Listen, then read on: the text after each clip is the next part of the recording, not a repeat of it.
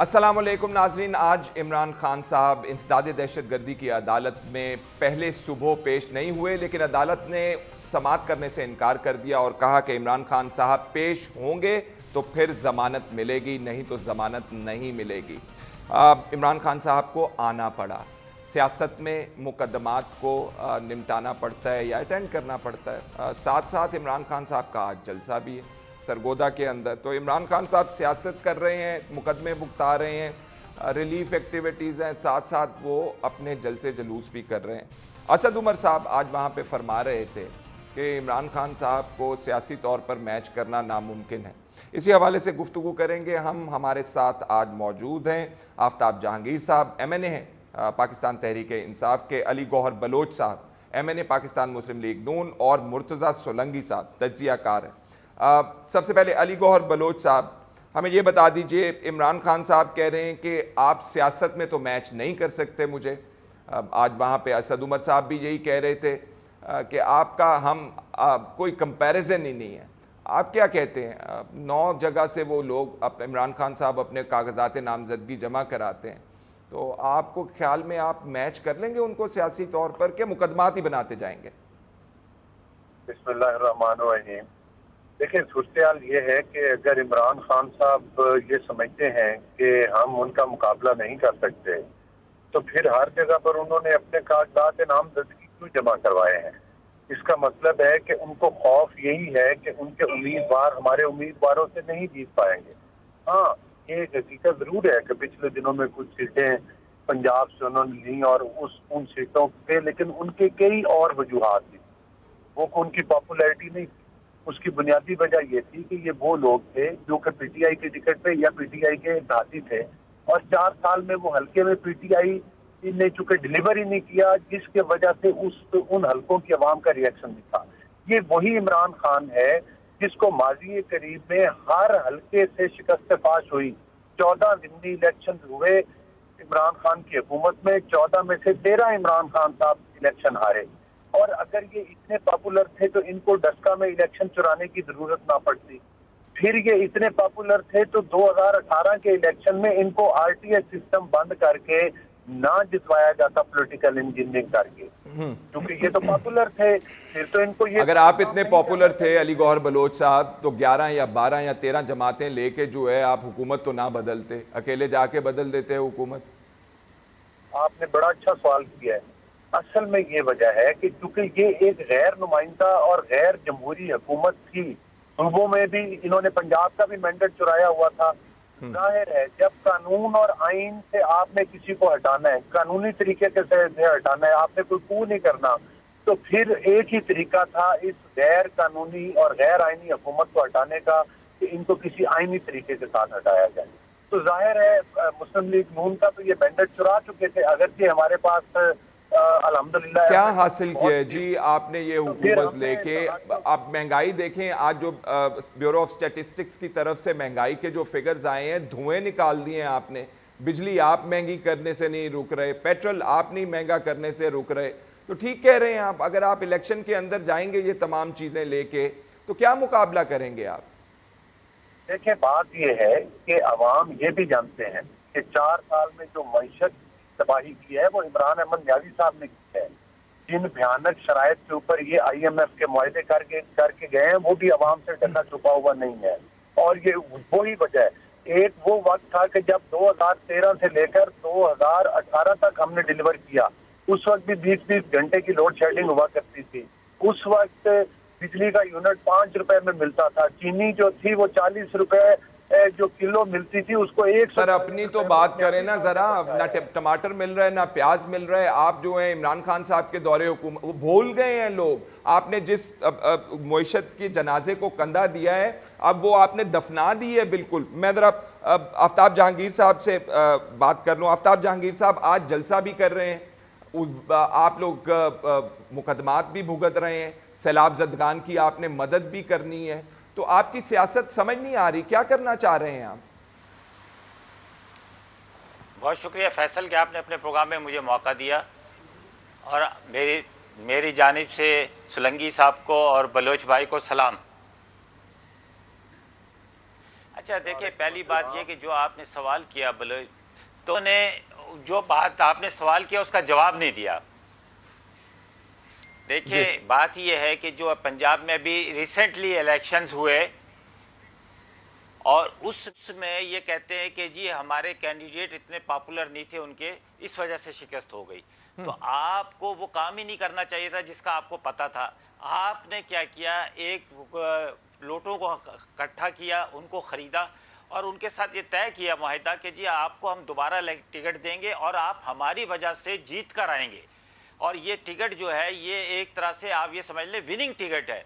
और उनको देने के बाद वहाँ पर हमने सारे इलेक्शंस में कोई इमरान खान तो खड़ा नहीं किया था, वहाँ पर हमने अपने जेन्युइन वर्कर्स खड़े किए और उसके बाद वो जीत गए। अच्छा, उस जीतने की बहुत सारी वजूहत हो सकती हैं कि एक तो वो लोगों को पसंद नहीं किया लोगों ने कि जी आपने लोगों जहांगीर को साहब, टिकट मेरे दिया। सवाल का भी दूसरा जवाब ये दे कि दें। मैं आपसे सवाल ये कर रहा हूं, देखिए मैं वो आपको बताना चाह रहा हूँ, मैं आपको ये बताना चाह रहा हूँ कि इमरान खान साहब ऑलराउंडर हैं, दुनिया के बेहतरीन ऑलराउंडर्स में से शुमार होते हैं। जो बैटिंग करने जाते हैं तो लोगों की सर उम्मीदें नहीं, लग जाती हैं, मैं जब बॉलिंग सियासत की करने बात जाते कर हैं रहा तो हूं। लोग। सर मैं कह रहा अच्छा हूं सुन ले, कि आपने जलसा। मैं आपको फैसल भाई आप जवाब नहीं ले रहे, मैंने आपके जवाब ने मैं आपको पूरा जवाब दूंगा। ये कहा कि जी वो जलसा करने जा रहे हैं, वो इलेक्शन लड़ने जा रहे हैं, वो फंड रेजिंग कर रहे हैं, तो इसीलिए तो मैंने कहा वो ऑलराउंडर हैं और वो हर फील्ड के अंदर पूरी ईमानदारी के साथ मेहनत करते हैं। तो वो कहीं भी आपको कमज़ोर नज़र नहीं आएंगे कि कहीं ऐसा ना हो कि आप समझे कि फंड रेजिंग की वजह से उनकी थकावट हो गई है जलसे के लिए, या जलसे की वजह से उनकी सर मुझे थकावट हो यही जाएगी समझ नहीं आती, आप इलेक्शन के लिए। सियासत को क्रिकेट का मैदान समझ के खेल रहे हैं। 30 आप कितने लोग, 3 करोड़ सर, लोग, ये 3 स्पोर्ट्स करोड़ से ज्यादा लोग इफेक्टेड हैं। कि 3 लाख नहीं बच्चे, नहीं नहीं 30 हाँ, लाख मैं बच्चे जो हैं। आपको वही बताना चाह रहा हूँ जी मैं वही आपसे वही पूछ रहा हूं। बात बताना चाह रहा हूँ आपको कि वही बताना चाह रहा हूँ। आपने पूछा था, मैंने आपको बताया कि वो उनके अंदर ये सारी विलिंग्स मौजूद हैं, उनके अंदर इतना स्टेमिना है कि वो ये सारे काम करेंगे। और फिर हम उनके सिपाही मौजूद हैं, उनके चाहने वाले हैं और आवाम साथ है उनके। मैं खुद कल दादू गया था और दादू के अंदर मैं हैरान हुआ कि जब मैंने लोगों से पूछा तो लोगों ने कहा कि वो, मैं आपको क्लिप्स भी भेज दूंगा, जब लोगों ने इमरान खान के नारे लगाए। जब मैंने एक जगह देखा तो स्कूटर पे पीटीआई का झंडा लगाए हुए एक साहब गुजर रहे, मैंने कहा ये क्या कहता है, ये हमारा इश्क है। तो इसलिए ये मैं समझता हूँ कि फेयर इलेक्शन ही इस मुल्क की बका के लिए, इस मुल्क की इमरान आगे ले जाने के लिए जी फौरी जहांगीर इलेक्शन। साहब, दरखास्त ये है, इमरान खान साहब जो हैं वो 30 किलोमीटर भाग सकते हैं। इमरान खान साहब जो हैं वो 7 रातें जाग के गुजार सकते हैं। लेकिन मौका होता है ना हर चीज का। एक तरफ मुल्क डूब रहा हो, जी, दूसरी बिल्कुल तरफ मौका आप है, खड़े होकर जलसे कर बिल्कुल रहे हो। मौका है कि देखें, हाँ, इसलिए कहते हैं कि जब मुश्किल हालात में किसी और को नहीं रोका जा सकता।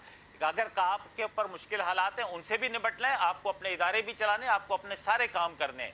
हमने ये खुद कहा है कि जी हम आपको इस आज़ादी ये जंग जो हम लड़ रहे हैं उसमें भी आपको शिकस्त देंगे और इंशाअल्लाह ताला अपनी अवाम के साथ खड़े होकर, उनके लोग मौजूद हैं, उनके सिपाही मौजूद हैं, उनके वर्कर्स मौजूद हैं, हर एक के घर तक हम पहुँच रहे हैं। 600 बल्कि 800 के करीब लोगों को मैंने अपने हल्के के अंदर जी मैं मुर्तजा सुलंगी साहब को इन्वॉल्व कर दूं। मैं आपका नुक्ता आ गया। मुर्तजा सुलंगी साहब, ये किस किस्म की सियासत है? फैसल, बात यह है कि मेरे दोनों भाई जो है ना वो अपनी जो मुखालिफ टीम है वहाँ जो सच उनको नज़र आ रहा है सिर्फ उसको पेश कर रहे हैं। ये है हकीकत।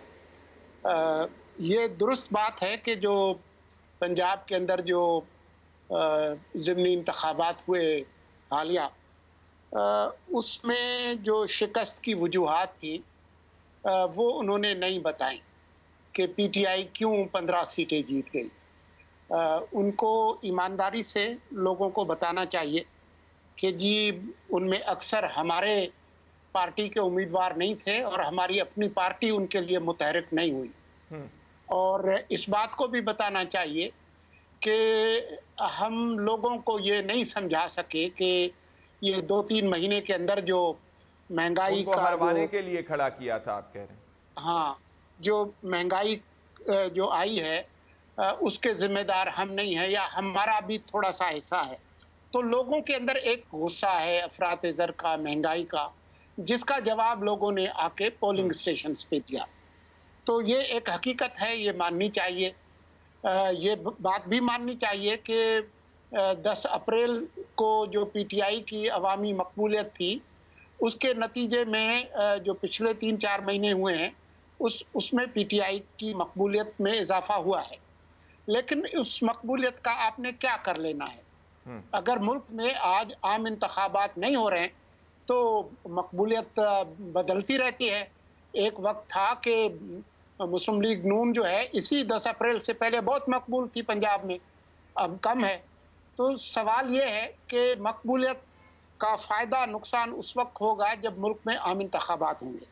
ठीक, ये बात उनकी दुरुस्त है तो आम कि इंतखाबात जी नहीं अभी होंगे सोलंकी साहब?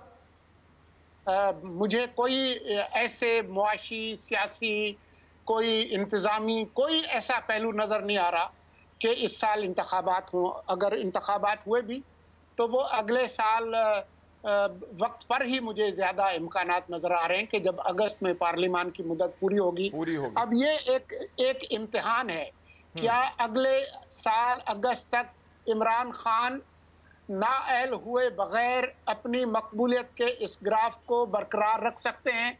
यह है पहला सवाल। दूसरा सवाल यह है कि इस अरसे के अंदर जो मखलूत हुकूमत है वो कोई मुआशी और सियासी एतबार से कोई ऐसे इक़दामात उठा सकती है जिसमें लोगों को रिलीफ दे, लोगों को एम्पावर करे और जो अपनी निस्बतन जो खोई हुई मकबूलियत है उसको दोबारा हासिल कर ले। ये वो सवालात हैं जिनका अभी मेरे पास जवाब नहीं है।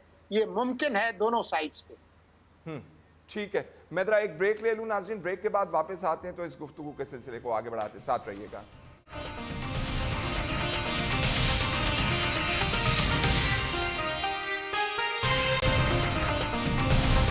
नाज़रीन, इमरान खान साहब आज जब अदालत पेश हुए तो असद उमर साहब क्या कह रहे थे ये आपको सुनवाना है। असद उमर साहब फिल्मी कुछ डायलॉग दे उसके हवाले से गुफ्तगू कर रहे थे। सुनाए जी, क्या कह रहे हैं असद उमर साहब?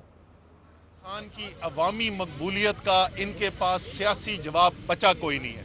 इनको नजर आ गया है कि इमरान खान का सियासी मुकाबला करना अब मुश्किल नहीं नामुमकिन हो गया है और इसलिए ये कोशिश कर रहे हैं कि किसी तरीके से झूठे मुकदमे बना के गैर कानूनी कार्रवाइयां करके दबाव बढ़ा के इमरान खान को रोका जाए। अली गौहर बलोच साहब, झूठे मुकदमे बना के अदालतों के चक्कर ही लगवाना चाह रहे हैं आप इमरान खान को। वैसे आपने गिरफ्तार क्या करना है? आपके पास कई मौके आए, तोशाखाना केस था, फॉरेन फंडिंग केस था, आपने FIA से इन्वेस्टिगेशन शुरू करवा दी, ना रेफरेंस भिजवाया आपने, और मामलात हैं। आप गिरफ्तार नहीं करना चाह रहे इमरान खान साहब को? देखिए, बात ये है कि हम उनको यकीनी तौर पर किसी भी झूठे मुकदमा में गिरफ्तार नहीं करना चाहते और जो मुकदमात और जो इन्वेस्टिगेशन चल रही है वो झूठ पर मबनी नहीं है। वो हकायक हैं जो अदालतों के भी सामने हैं और अवाम के भी सामने हैं। हर दूसरे केस में न्यायाधीश साहब किसी न किसी अदालत के स्टे ऑर्डर के पीछे आपको छुपे हुए नजर आते हैं। जो उनके दौर में उन्होंने बड़े करप्शन के रिकॉर्ड कायम किए और उसके अलावा बाकी फॉरेन फंडिंग जो केस है, अभी तक तो मुंह जुबानी जमा खर्च है ना जी। कौन सी अदालत में आपने चालान पेश कर दिया और कहां पे जो है वो आप कन्विक्शन करवा रहे हैं? आप तो बनी गाला जाने से डर रहे थे। इलेक्शन कमीशन ऑफ पाकिस्तान ने जो फैसला सुनाया है उसमें उन्होंने दूध का दूध और पानी का पानी कर दिया है। अब ये FIA का काम है, अब ये उन इन्वेस्टिगेशन के इदारों का काम है कि वो ये चेक, आपकी हुकूमत का काम है ना जी। आप रेफरेंस भेज दें सुप्रीम कोर्ट ऑफ पाकिस्तान में, बैन करें पार्टी, फॉरेन एडेड है, फॉरेन फंडेड है। ये काम तो हो नहीं सका आपके वजीर आजम साहब से। उस रेफरेंस पर भी तैयारी हो रही है। वो रेफरेंस जाएगा और उस रेफरेंस को इमरान अहमद न्याजी साहब फेस नहीं कर सकेंगे। तोशाखाना केस में भी बिल्कुल इसी तरह से है। ये केस भी कौन कर रहा है उसकी तैयारी? बता दीजिए ना, अगर आपको मालूमात हैं तो हमें बता दें कौन कर रहा है तैयारी। इतनी सख्त तैयारी हो रही है उसकी। बात ये है कि FIA इन्वेस्टिगेशन कर रही है। FIA की रिपोर्ट्स के बाद उनके खिलाफ रेफरेंस जो है वो फाइल किया जाएगा। और दूसरी बात यह है कि जो तोशाखाना केस है वो इलेक्शन कमीशन, अली गौहर साहब, ये रिक्वायरमेंट ही नहीं है कानून के तहत। आपने रेफरेंस खाली भिजवाना है, आपके पास फैसला तो आया पड़ा है। आप किस चीज की इन्वेस्टिगेशनों के चक्कर में पड़े हुए हैं? जो इलेक्शन कमीशन ने ढूंढ लिया, अब आप जो है पहिए को दोबारा से इजाद करना चाहते हैं। नहीं, हम ये चाहते हैं कि जो हम अगर रेफरेंस दायर करें तो सबूतों के साथ करें। जो पैसा जहां से आया वो ये पैसा इसराइल से आया, वो चौथा खुफिया अकाउंट जिसका के स्टेट बैंक ऑफ पाकिस्तान ने जिक्र किया, ये वो तमाम हकायक हैं जिनके ऊपर इन्वेस्टिगेशन हो रही है कि ये पैसा पाकिस्तान में लाने का मकसद क्या था। ये पैसा सिर्फ सियासत पर तो खर्च नहीं हुआ, ये पैसा तो पाकिस्तान की सियासत को सोबताज करने पर खर्च हुआ, ये पैसा पाकिस्तान की मईशत को बिठाने के लिए खर्च हुआ, ये पैसा कश्मीर का सौदा करने के लिए खर्च हुआ। तो मकसद ये है कि इन तमाम चीजों के अब मवाद और सबूत इकट्ठे हो चुके हैं और ये इनके रेफरेंस दायर किए जाएंगे, लिहाजा इमरान अहमद नियाजी साहब को ये म्यूजिक अब फेस करना पड़ेगा। आप हल्का हल्की मौसीकी आप भी फेंक रहे हैं ना, इमरान खान साहब तो क्या फेस करेंगे। अच्छा जरा आप ये सुनवाइए जी, ये इमरान खान साहब ये जो बात कर रहे हैं, क्या चीज सस्ती है और क्या चीज महंगी है, जरा दिखाइए। मैं हर रोज खतरनाक होता जा रहा हूँ, हर रोज ज्यादा खतरनाक हो रहा हूँ। किसके लिए खतरनाक है खान साहब, किसके लिए? खान साहब ये फरमाएं कि आपकी अहलिया पर इल्जाम लगा कि उसने मलिक रियाज से हीरो का हार लिया उसने हीरो का हार, बताएं। हीरे बड़े सस्ते होते हैं। अब मुझे बताइएगा जहांगीर साहब, हीरो के हार के ऊपर इमरान खान साहब ने कोई नहीं कमेंट का। देखिए इतने बड़े लीडर हैं, जम के कहे वहां पे नहीं लिया हमने हार, उन्होंने कहा जी और भी बड़ी ये गोल करने, गोल क्यों कर देते हैं, सीधी तरह जवाब क्यों नहीं देते। खुदा को मानो यार, खुदा को मानो, खुदा को मानो फैसल भाई, ये 75 साल हो गए इस मुल्क को, किसके ऊपर करप्शन के चार्जेस नहीं है। 75 साल में तोशा खाना के अंदर क्या क्या हुआ कभी है आज तक आपने पहले इस प्रोग्राम पे पहले इमरान खान से पहले कभी गुफ्तगू की आपने? आप सहाफी हैं, आप मुझे बताएं कि 3 साल में, 4 साल में, 5 साल में, 10 साल में आपने तोशा खाना पे कितने प्रोग्राम किए? तोशा खाना जनाबे आली, गुंजाइश मौजूद है। इमरान खान साहब पहले लीडर नहीं है, भाई यूसुफ रजा गिलानी नहीं पहले लीडर नहीं, नवाज शरीफ साहब तो कहा क्या किया उस डिस्कस हुए, सब डिस्कस हुआ। आपने आपकी हुकूमत में नवाज शरीफ साहब के केसेस नहीं डिस्कस हुए? नवाज शरीफ साहब के केसेस डिस्कस होते थे आपकी हुकूमत में, आपने सजा नहीं दिलवाई उनको, बल्कि उनकी अपनी हुकूमत में डिस्कस होते थे। फैसल भाई सुबह दोपहर शाम डिस्कस कर लो यार, उससे कोई फर्क नहीं पड़ता आवाम को। इससे आवाम कहती है कि अगर कानून में अगर गुंजाइश मौजूद है, अगर कानून उनको नाहिल करता है कर दे। मैं कहता हूं अगर कानून कहता है कि किसी आदमी ने गलत काम किया है तो उसको नाहिल होना चाहिए तो होना चाहिए। उसमें इतनी बड़ी लंबी चौड़ी कहानी क्या है, समझे ना। कोई केस पेश करें, कानून फैसला करेगा। इलेक्शन कमीशन ने कहा कि ये फॉरेन फंडिंग नहीं, ये ममनुआ फंडिंग है, ये इल्लीगल फंडिंग है, इसको जब्त कर लें अगर कर सकते हैं। हाँ फॉरेन फंडिंग नहीं है। आप हंस रहे हैं फैसल भाई, आप साफी हो, आप हंसो नहीं। आप ये बताओ कि क्या इलेक्शन कमीशन ने क्या कहा है। शोकाज नोटिस दिया है और कहा है कि ये ममनुआ फंडिंग है। उसके बारे में लीगल एक्सपर्ट्स क्या कहते हैं आप उनसे बात कर लो। ममनुआ फंडिंग वो आपको बता देंगे। आप पूरा एक आप पूरा प्रोग्राम करें, एहतजाज को ले। आप कौन से इंडियन नेशनल के, कौन से इस्राएली नेशनल के, कौन सी कंपनियों के? अच्छा वो मैं बताता हूं, मैं बताता हूं। एक मियां बीवी हैं, $25,000 उन्होंने भेजे। मियां बीवी ने $25,000 जॉइंट अकाउंट से भेजे। मियां पाकिस्तानी है, बीवी इंडियन नेशनल है, अमेरिकन नेशनल, इंडिया से उसका कोई होगा फोर फादर का ताल्लुक, और वो है। उसने भेजे और कहा कि आधे पैसे तो लीगल हैं और आधे पैसे इल्लीगल हैं, नाजायज हैं। ये इसी तरह हो गया कि आफ्ताब जहांगीर ने शादी कर ली किसी गोरी के साथ। अब बच्चा जो पैदा हुआ तो आधा जो है वो जायज हो गया, आधा नाजायज हो गया। और भाई खुदा को मानो कि जॉइंट अकाउंट से पैसे आए हैं, पाकिस्तानी ने भेजे है, उसको आप कह रहे हो आधा जायज है आधा नाजायज। अच्छा, वो आपको पाकिस्तानी, लोग हंस रहे इस बात के ऊपर। वो अच्छा वो पाकिस्तानी है आपकी दानिश में, ठीक है। मैं मुर्तजा सुलंगी साहब, फैसल भाई, अच्छा नहीं, दूसरी बात ये कि वहां अमेरिका के अंदर, दूसरी बात ये इंग्लैंड के अंदर है, मैं भी चैरिटी चलाता हूं, मेरी भी रजिस्टर्ड चैरिटी है, हम चलाते हैं। वहां पर लोग ह्यूमैनिटी ग्राउंड्स के ऊपर या किसी भी उस पर आपस में ज्वाइंटली काम करते हैं। उसका पार्टनर यहूदी भी हो सकता है, उसका पार्टनर कोई और भी हो सकता है, उसका पार्टनर कोई अरबी भी हो सकता है। अगर उसने अपनी कंपनी अकाउंट से, क्योंकि कंपनी अकाउंट से पैसे देने के बाद उन्हें टैक्स रिलीफ मिलता है, अगर वो टैक्स रिलीफ अगर वो जमा ना कराए लीगल तरीके से पैसे का, आप कंपनी अकाउंट से यही तो कह रहा हूं। आप उन्होंने कहा नहीं सर भेज सकते, सर भेज सकते हैं, सर भेज सकते हैं सर, ऐसा नहीं आप पढ़ लें। आपको पता चलें, चल जाएगा अच्छा, कानून क्या कहता है, इंग्लैंड का कानून आप भी पढ़ इंग्लैंड लें। का कानून क्या कहता मैंने है, तो अमेरिका पढ़ा का हुआ है कानून जी। क्या कहता है। अच्छा, मुर्तजा नहीं, सुलंगी आपने साहब, नहीं पढ़ा हुआ, आपने मुर्तजा पढ़ा होता सुलंगी तो साहब, आपको पता होता कि आपको पैकेज। अच्छा चलें, ठीक है, ये बहस में मैं नहीं जाना चाह रहा। आपके खिलाफ तो फैसला भी आ गया, आप फिर भी नहीं मान रहे हैं। अच्छा मुर्तजा सुलंगी साहब, ये बताइएगा जी, जो इन्होंने बात की कि इमरान खान साहब को नाअहल अगर आपने करवाना है तो वो करवा लें, तो इमरान खान साहब तो कहते फिर रहे हैं मैं बहुत खतरनाक हूँ, उनको अदालत में बुला लिया, उन्होंने कहा मैं मजीद खतरनाक हूँ, नाअहल कर देंगे वो कहेंगे कि मैं सबसे ज्यादा खतरनाक हूँ। सुलंगी साहब देखें, ये तो हमें नहीं मालूम।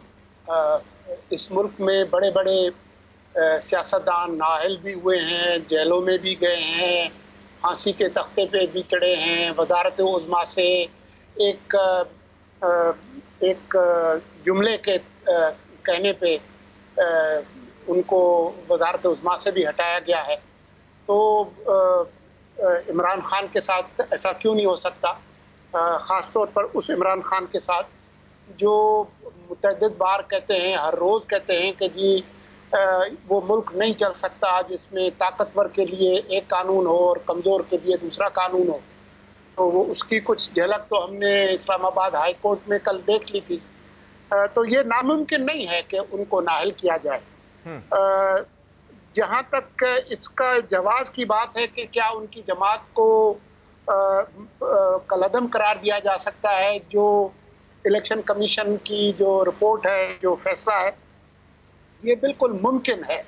लेकिन मेरा ख्याल है कि ये जो हुकूमत है सियासी तौर पर इसको मुनासिब नहीं समझती, इसी वजह से ये झिझक का और उसका हिचकिचाहट का शिकार हैं। ज़ाती तौर पर मैं नहीं समझता कि पाकिस्तान की किसी सियासी जमात को कलअदम होना चाहिए, लेकिन जो उम्मीदवार हैं वो अगर कोई कानून तोड़ते हैं तो उनकी नाअहली हो सकती है। वो भी मैं नहीं समझता कि ताहयात नाअहली किसी की भी होनी चाहिए। जिनकी हो चुकी है उसको भी ख़त्म होना चाहिए। और बाकी जो 5 साल की जो मुद्दत है, अब खान साहब के पास तो खिलाफ तो बहुत सारे कटे खुले हुए हैं। वो फॉरेन फंडिंग केस का भी है, वो तौहीन अदालत का भी है, अभी वो दहशतगर्दी का एक केस उन पे है, तोशा खाना के हैं। और ये बात कहना कि जी वो इससे पहले भी तोशा खाना में होता रहा है, उस पर हमने कोई प्रोग्राम नहीं किए। तो बात यह है कि खान साहब और उसकी जमात को हम एक अलग मयार पे नापें, क्योंकि उन्होंने कहा कि ये बिल्कुल नई जमात है जो कि आला उसूलों पर है, जिसमें कोई वडेरे नहीं है, कोई लूट मार चोर डाकू नहीं है। ये तो अमीरुल मोमिनीन हैं, ये इन्होंने तो रियासत मदीना बनानी है। आप माजी में भी तनकीद करते रहते थे सुलंगी साहब, आप माजी में भी अपनी बारी पे बोलिए थे, अपनी बारी पे। जहांगीर साहब, मैंने 10 साल थिएटर में काम किया है, मैं 4 घंटे तक मुसलसल बोल सकता हूं और आपको बोलने नहीं दूंगा। तो अगर आपने ये एक्सरसाइज करनी है तो मेरे साथ बोल रहे थे, मुझे क्या फर्क पड़ता है। मैं अभी दादू गया था, सुलंगी साहब दादू गया था, अभी मैं अंदरूनी सिंध गया था, वहाँ की आवाम को अपनी बारी पे मेरी जुबानें बंद हो समझ नहीं आएगी वहाँ की आवाम की क्या होता है अंदरूनी सिंध, क्या होता है? जाके तो देखो अंदरूनी सिंध में जाके तो देखो, जाके तो देखो कल क्या होता है, जाके देखो 50-50 रुपए बांटते हो, लोगों की इज्जतों के साथ खेलते हो, 50 उनके इज्जत नफ्स के साथ खेलते हो, 50-50 रुपए बांटते हो। जहांगीर साहब आपसे दरखास्त है जी, आपके पास कोई दिमाग नहीं है, आपके सिर्फ कान नहीं है, आपके मुंह में सिर्फ जबान है, आप बदतमीजी के साथ, ये कोई तरीका है? बदतमीजी नहीं करता। आप एनालिस्ट के तौर पे आए तो आप एनालिस्ट बने, आप पार्टी ना बने, आप पार्टी बनते हैं। आप जब भी आते हैं पार्टी बनते हैं। मुझे ब्रेक लेनी पड़ेगी जी। नाज़रीन एक ब्रेक लेते हैं, ब्रेक के बाद वापस आएंगे तो इस गुफ्तगू के सिलसिले को आगे बढ़ाते हैं। साथ रहिएगा।